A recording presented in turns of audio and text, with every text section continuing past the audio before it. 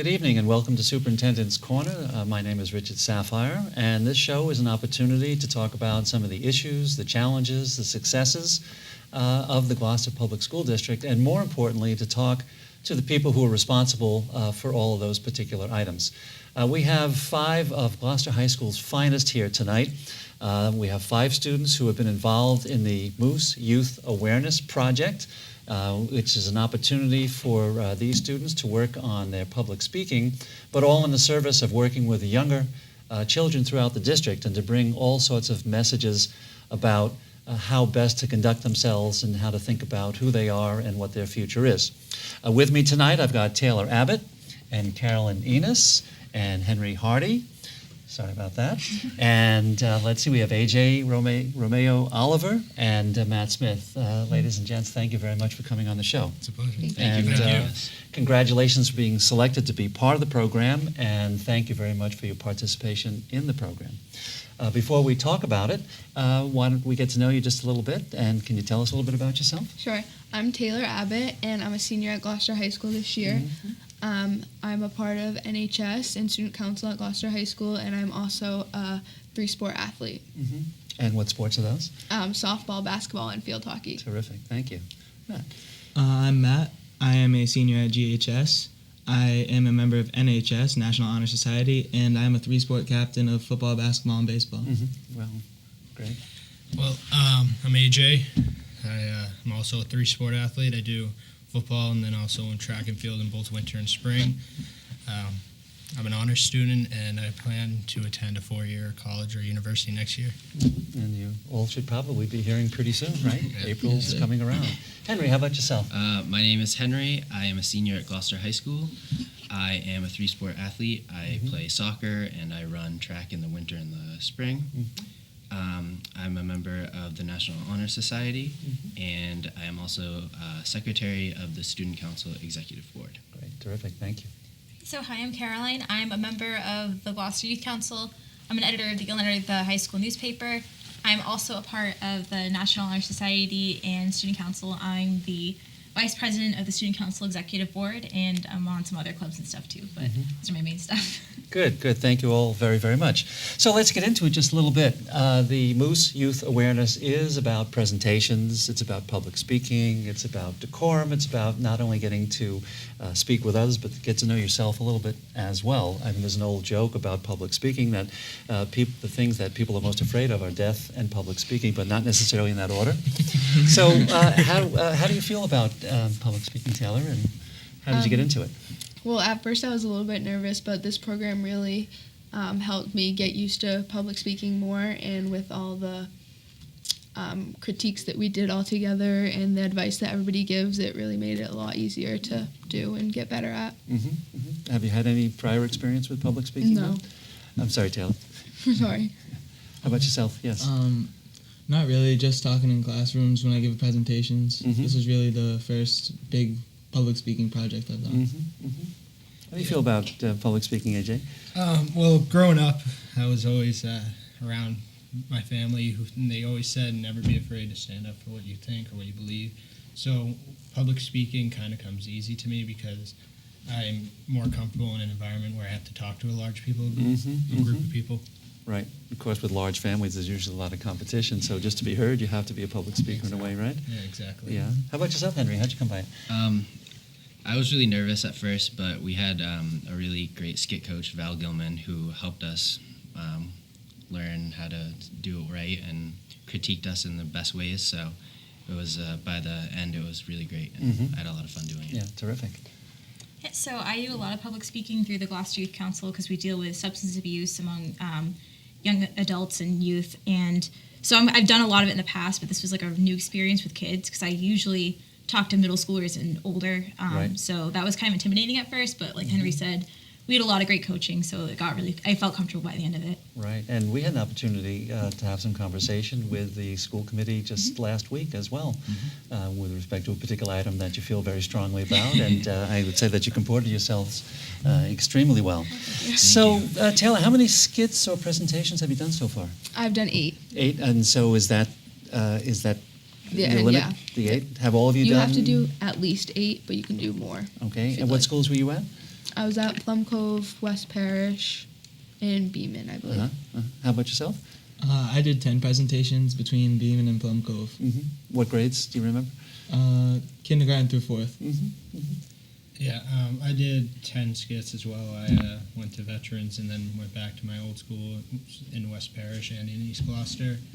And I did mainly like 2nd and 3rd grade. The little ones? I did 12 skits. I went to Veterans and Beeman and my old school, East Gloucester. Good. I did 10 skits, and I went to Veterans, West Parish, and Beeman. Good. So you mentioned Val Gilman, and you mentioned preparation for the skits. In years past, they did something called the helper model. Is that something that you were exposed to this year as well? Oh, yeah, it's great. Yeah. Could you sort of describe what that's all about? Oh, yeah. So the helper model, it was we would go up individually one by one, and we'd perform part of our skit, or we'd whichever part we felt we needed to work on more. And then once we were done, well, the students, our peers, would write stuff on the piece of paper, which were positive and things they need to work on. And once you were done, you would say how you thought you did well. Your peers would put in their input, and then you would say things you need to work on, and they would also put in their input. And it was a great help because to be able to hear from your peers, like I said, it really makes you think about what you need to do and how to work on it to make it a better skit. Yeah. And in the long run, I think it helped me a lot. Right. And sometimes we can be our harshest critic when we critique ourselves and stuff.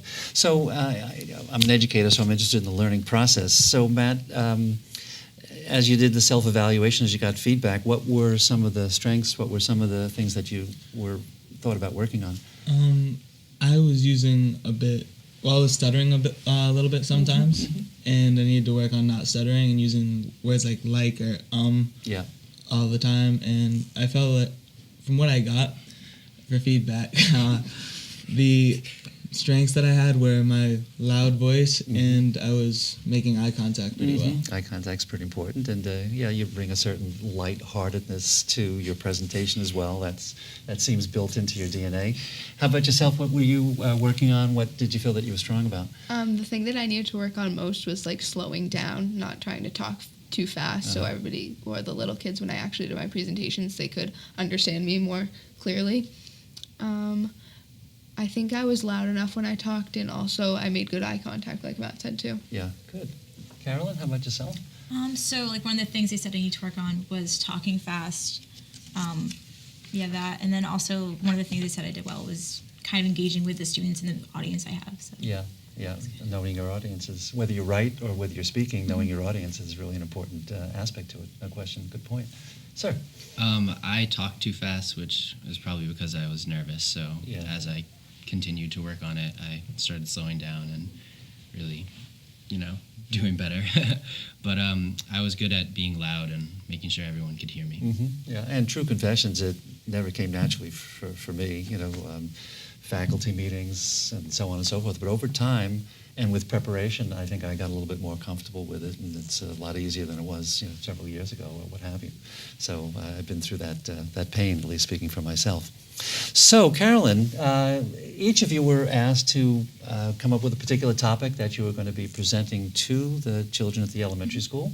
And what did you choose and why? So I chose how to disagree respectfully with others. How to disagree? Yeah. So how to have a conversation without it being kind of like a volatile thing. Because in this day and age, I've noticed, like among my peers and among adults, there's been a lot of politically charged conversations, and people get very frustrated when they don't see eye to eye. So I figured if I helped students have the tools to kind of talk and come to a compromise, be able to walk away from a conversation at least satisfied somewhat on the easy level. Like my example was how to pick a game at recess that we can both kind of play, or we can both say, I'll go play over there and you go play over there. Like just a way to kind of find a common ground. And if they can do that, then they can do that in a political conversation or more kind of controversial thing later on. Right. There are those who have characterized sort of the political state of affairs today as being highly polarized. Yeah. And so what I'm hearing is that at the earliest level, here we have a volunteer from high school like yourselves who's looking at the potential for disagreements and talking about the art of finding some form of conciliation, some form of compromise. Everybody walks away and is hopefully respectful of the situation. Any particular drills or skills that you mentioned to the kids? I know you already have described a couple, but this is worth pursuing. That's what I'm asking. So what I did was I made little paper glasses that every student would get and they could keep. And it said a Dr. Seuss quote on it that a person's a person no matter how small. And we did this exercise where they'd both say like a game they wanted to play. And they'd have the glasses on while they did it, and they'd have their name written on there. And then they'd switch glasses and say one thing they liked about the other person's game. So the message kind of was how we need to look into, like, put ourselves in other people's shoes, basically, and kind of look from their perspective. And if we understand their perspective, we can kind of approach the conversation with more civility. You've heard about the term understanding by design in school, or no? Yes, no, maybe? I've heard it, but I don't know. Okay, well, there are these 6 elements to what's called understanding by design. It's about essential questions, blah, blah, blah. But the way in which students are asked to demonstrate understanding, out of the 6, 2 of them, one has to do with multiple perspectives, which is what you just described, the ability to see different points of view in a particular situation. And what you also described is be able to demonstrate empathy.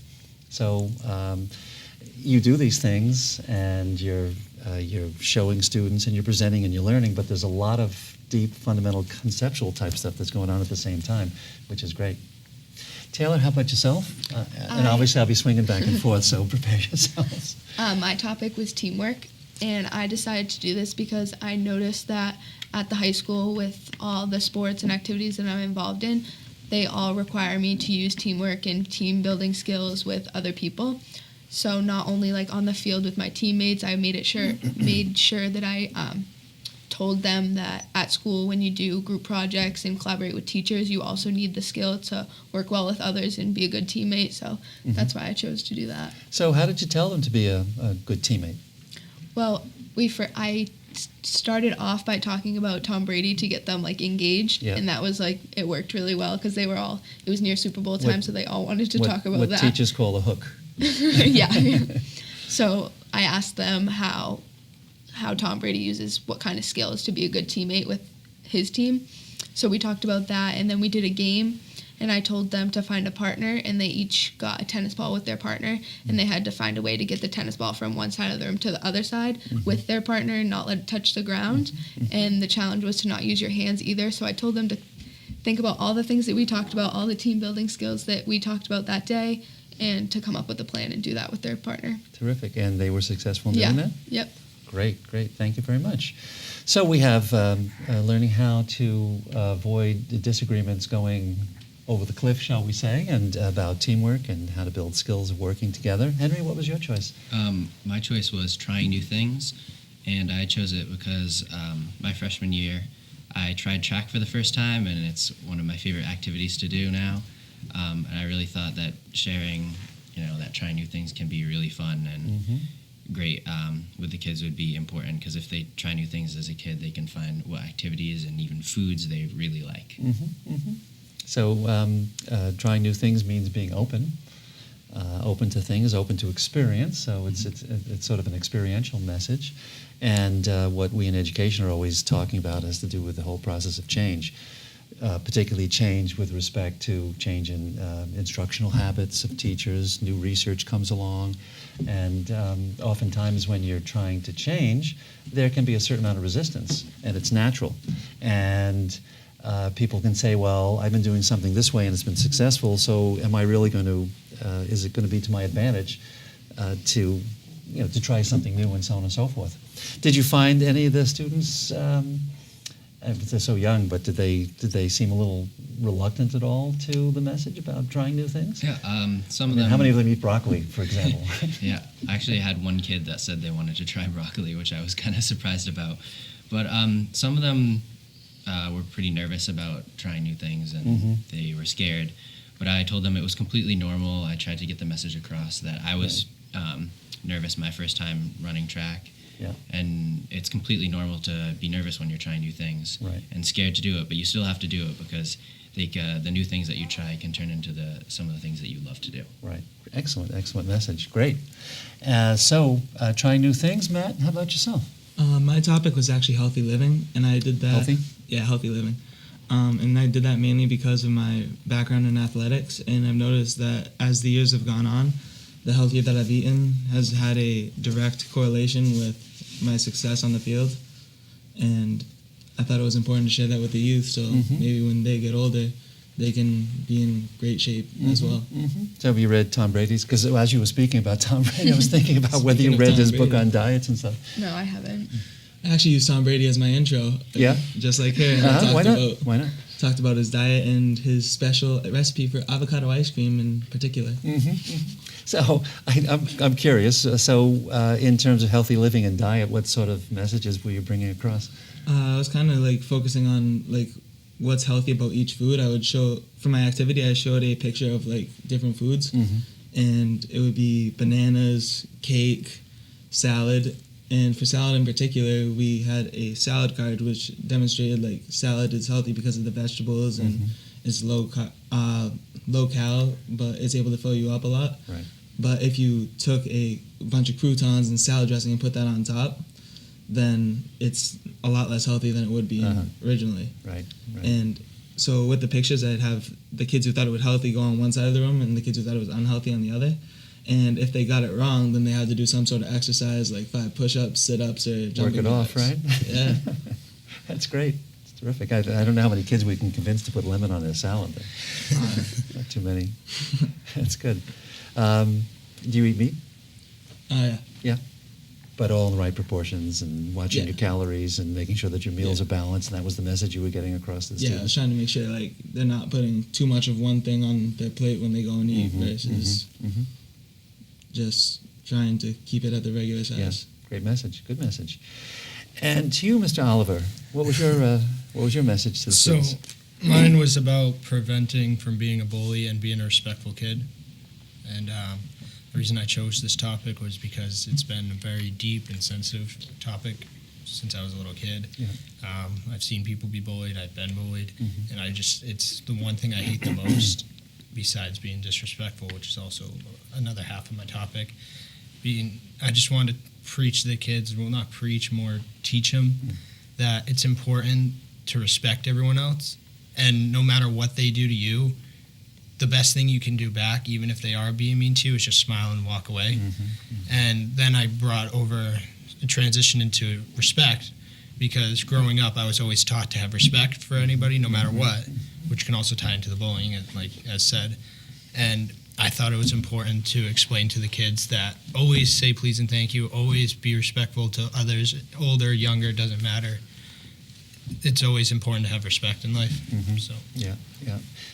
In the wake of the tragedy at Parkland, and I've been doing a lot of reading and a lot of thinking about the whole issue of safety in schools and the like, and there's a lot of suggestions, a lot of recommendations, but one of the most important has to do with addressing the social emotional issues, mental health issues, and one of those in particular has to do with bullying. That if an individual is bullied over time, and it's not treated, it's not dealt with, there is a possibility that that person's anger can become such that they become a risk to themselves and to others.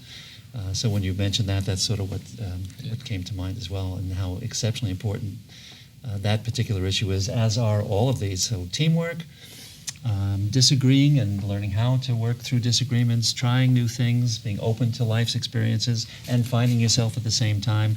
The issue of bullying and respect, and healthy living. I mean, I don't know what else there is on the plate. That's all pretty good. Let's talk a little bit more about the technicality. So, in learning how to be public speakers for this particular cause, I imagine there were some rules or some regulations that you need to follow. AJ, you're nodding, so perhaps I can start with you. So some rules and things that we had to follow is when we made our skits and we wrote down stuff on flashcards for things to remember, we also had to take into account that these kids are in fact kids. So obviously appropriate language comes to mind, but also using vocabulary that they would understand instead of trying to talk to like a high school or an adult. Instead, try to use words that they'll understand. Try to keep it simple, but keep them interested and into the topic. Right. Good. Anything else that comes to mind in terms of process and procedure? I'll do a little wait time, but otherwise, you don't have to answer the question. That's all right. Some of you did mention the students, your audience's reaction. I don't know that you had mentioned. What was your students' reaction to the whole issue of teamwork? I think that the topic really, they were very interested in it, and they could relate to it with like playing games at recess and the sports that they were involved in. Yeah. And I think that they really liked playing the game and stuff like that. So I think that they had a good time and learned something at the same time. Right. And diet and healthy living could be a tough subject for 5, 6, 7-year-olds. How do they take to it? I mean, some of the times they were like, "Oh, I don't want to give up cake just yet." Like, Right. they wanted to keep eating the unhealthy foods, but I just tried to install in their minds that they shouldn't be having too much of it. Right. Moderation. Mm-hmm. There you go. And with the bullying message, it probably resonates for kids even at a young level. Yeah, it was actually kind of tough sometimes when some kids would explain their situations because you're not prepared for that, but at the same time you can still comfort them, but talking to that one kid the whole time wouldn't be beneficial to the rest of the students. But all the students were into the topic, and they all decided they talked probably more than I did every time. Right. And you mentioned a little bit about students and opening up and stuff. How did they react to your message? Some of them were nervous to try new things and scared, but in the end, they all had a lot of fun, and we did some fun activities to try and show them that trying new things is great. And by the end, they all were having fun, Right. Yeah, they told me that. Right. I'd asked them how they felt while they were doing it. A lot of them said happy. Great. And so it was great. Yeah. And did they take to the message of you need to play nice in the sandbox? Yeah, basically. It was really interesting, too, because at the end of every session, I would ask kids if they had any questions about like high school or about the topic. And one girl had a question. She basically asked, do adults have trouble communicating? Like, do they get mad? And also, essentially, do they struggle to agree to disagree?